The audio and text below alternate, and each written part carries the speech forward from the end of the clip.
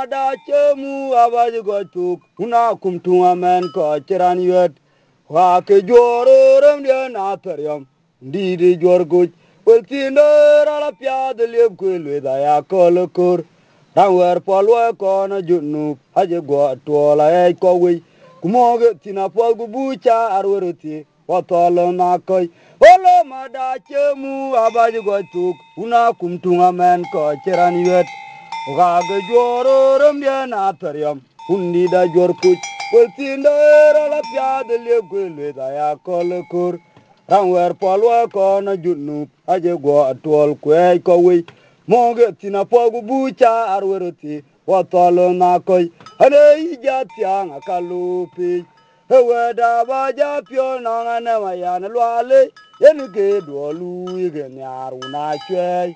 remdien de ngajuk kuwa dugu po we mara teruk ko ja kwi no me ano yo michi ndiri yen wik ane ijatya ngakalupi ewe da ba ja pio na ngane mayan lwale yen ke dolu yige nyaru na chwe remdien de ngajuk kuwa du po we mara teruk ko ja kwi no me ano yo michi ndiri yen wik uonye na tiang dalban unda gun maria palota ti gam gedien piet guda nga beroleu oga ko ja wor ga jwe ge ma kurugunok tim de we pinya pochir unden kelon torande oga di ganya janguna te dana banko bel rem de ne dera kur jokui oga kenyi ban bor yinge nya pelo kelon mamor tiadi kuma bangin yoji a jongwor wega di ganya jam kuna te dana banko bel rem de ne dera kur jokui oga kenyi ban bor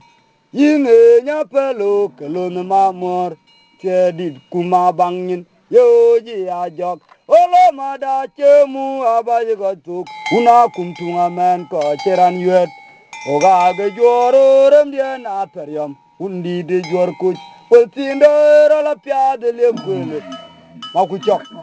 che mora joriya ya duong lu wel tindo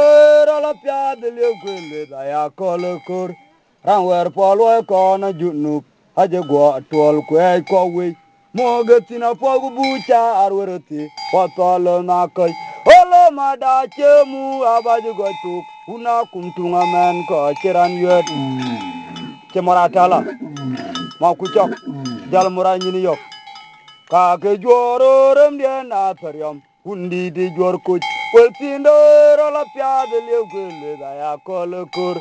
ran wer polwa ko na junu aje go atwala ko we kumoge tina pogu bucha arweroti watolo na koy ane ijatya ngakalupi ewe da ba ja pio na ngana mayan lwale yen ge dolu yige nyaru na chwe remdien de ngajuk wa du po we mara teruk ko ja kwi no me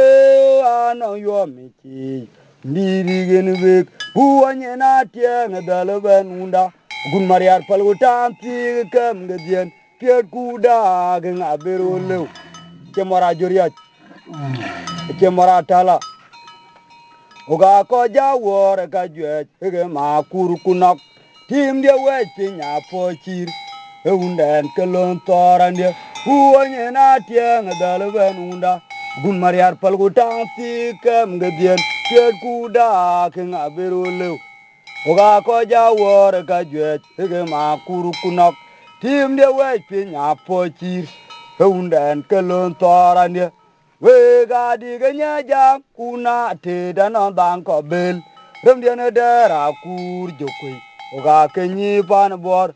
yinge nya pelo kelon mamor te di kuma bangin yoji a jongwor we ga di ganya jam kuna te dana banko bel rem de ne dera kur jokui oga kenyi pan bor